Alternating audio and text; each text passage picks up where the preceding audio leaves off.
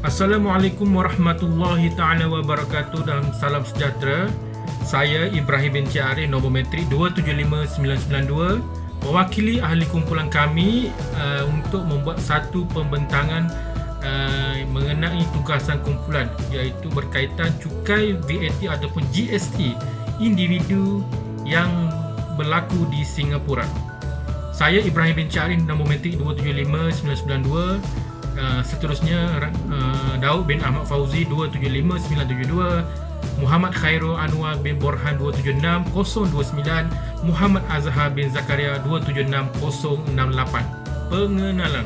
Baik, untuk kajian ini kami telah menganalisis bahawa prinsip percukaian yang terdapat di Singapura iaitu GST, dalam sistem ini pada mulanya diperkenalkannya di Perancis pada tahun 1954 oleh Maurice Lawrence. Baik, untuk menggantikan sistem yang sangat bergantung kepada cukai yang tidak menentu berdasarkan jualan bagi keseimbangan dengan sistem cukai pendapatan yang tidak begitu berkesan. Baik, Good and Service Tax GST di Singapura.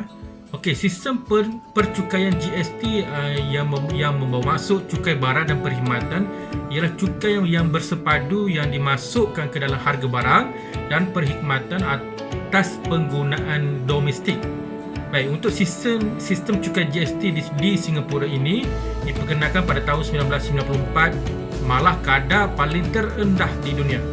Baik, untuk sumber pendapatan daripada cukai ini digunakan untuk mentadbirkan negara dan untuk diagihkan semula ke dalam ekonomi melalui projek-projek pembangunan ataupun bantuan terus kepada penduduk tempatan di Singapura.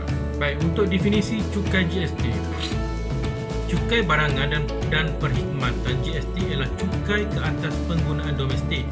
Ia dibayar apabila wang dibelanjakan untuk barangan atau perkhidmatan termasuk import. GST ialah cukai berbilang peringkat yang dikutip pada peringkat rantaian pengeluaran dan pengedaran.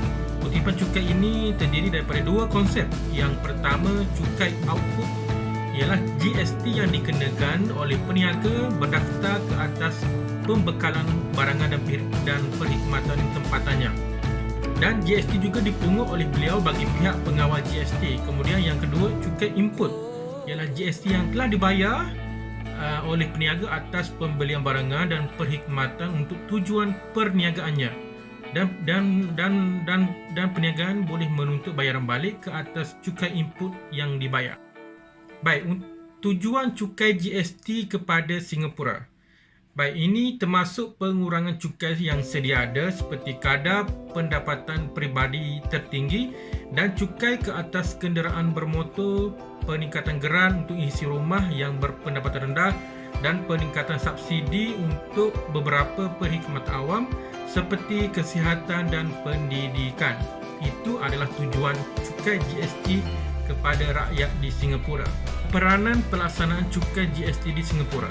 Perniagaan berdaftar GST boleh menuntut kredit untuk GST yang telah dibayar untuk inputnya, iaitu dipanggil cukai input, dan menimbanginya dengan GST yang telah dikutip daripada pelanggannya yang dipanggil cukai output. Apabila mengira amount cukai GST yang perlu dibayar daripada perniagaan kepada pihak berkuasa cukai. Kadar cukai GST di Singapura. Pihak negara Singapura telah mengambil serius bagi penyalahgunaan sistem GST. Mana-mana syarikat sama ada secara tidak adil yang telah mengecas GST kepada pelanggan secara palsu, mengenakan bayaran berlebihan kepada pelanggan dan mengelak daripada tanggungjawab membayar cukai dan boleh didenda sehingga $10,000 dan membayar penaltis bersamaan 10% daripada cukai yang perlu dibayar dari tarikh perniagaan. Untuk impak dan kesan GST kepada negara Singapura, untuk mengekalkan belanjawan yang seimbang, iaitu untuk membiayai jumlah perbelanjaan operasi dan pembangunan daripada hasil operasi sepanjang kitaran perniagaan dan tumpukan perbelanjaan kerajaan untuk menyampaikan barangan dan perkhidmatan awam yang penting sebagai contoh pendidikan, penjagaan kesihatan, infrastruktur perumahan dan program untuk melindungi alam sekitar. Itu adalah impak dan kesan pelaksanaan GST kepada Singapura. Untuk kesan pelaksanaan GST di Singapura terdapat 4 kesan. Yang pertama adalah dari faktor politik kesannya. Yang kedua adalah dari sudut ekonomi. Yang ketiga adalah dari sudut kerajaan. Dan yang keempat adalah dari sudut masyarakat. Keberkesanan pelaksanaan GST di Singapura. Kerajaan Singapura telah melaksanakan pakej pelan untuk mengimbangi dan meringankan beban rakyat, termasuklah menaikkan kadar cukai untuk mengurangkan cukai kepada rakyatnya yang mempunyai pendapatan rendah dan menaikkan cukai hartanah dan menggunakan sewa, caj utiliti dan caj penambahbaikan terhadap perumahan awam. Di samping itu juga ia dapat meningkatkan subsidi bagi kerajaan Singapura melalui pendidikan dan kesihatan. Cabaran pelaksanaan GST di Singapura.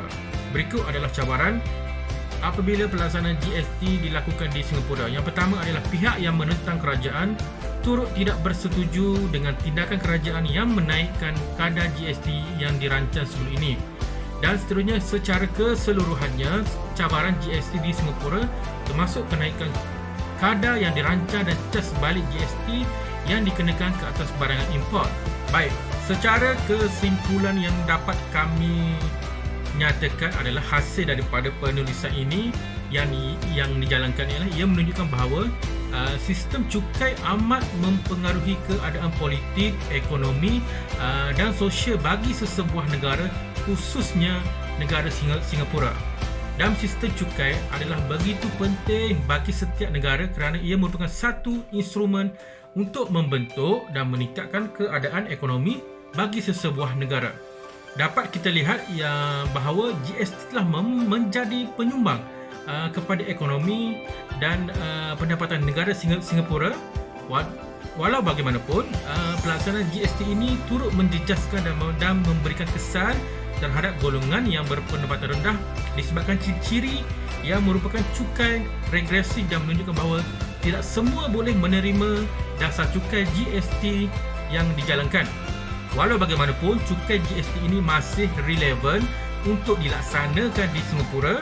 Namun begitu, kebanyakan ahli-ahli teorika ada menyatakan bahawa kebimbangan mereka bahawa mengenai bagaimana dasar cukai itu boleh diagihkan sama rata kepada rakyat, terutama masyarakat yang berpendapatan rendah. Dan kami telah mendapati bahawa kerajaan perlulah memastikan agihan kebajikan dapat disampaikan kepada semua lapisan masyarakat di negara Singapura dan tidak dinafikan bahawa tidak ada sesiapa yang suka membayar cukai, tetapi mereka perlu tahu dan ingat bahawa cukai itu menyumbang kepada hasil pengeluaran negara, khususnya di Singapura. Terima kasih.